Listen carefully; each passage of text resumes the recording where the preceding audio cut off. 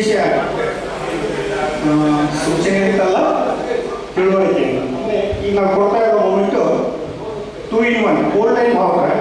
ಮೇಲೆ ಟೆಂಪ್ರೇಚರ್ ಎಲ್ಲ ಡಿಟೆಕ್ಟ್ ಮಾಡ್ತಾರೆ, ಎಷ್ಟಿದೆ ಏನು ತೋರಿಸುವಂಥದ್ದು ಎಲ್ರಿಗೂ ಉಪಯೋಗ ಆಗಲಿ ಅನ್ನೋ ಒಂದು ದೃಷ್ಟಿಯಿಂದ ಆಪ್ರೇಟ್ ಕೊಡೋದನ್ನ ನಾವು ಡಿಟೆಕ್ಟ್ ಕೊಡ್ತಾ ಇದ್ದೀವಿ.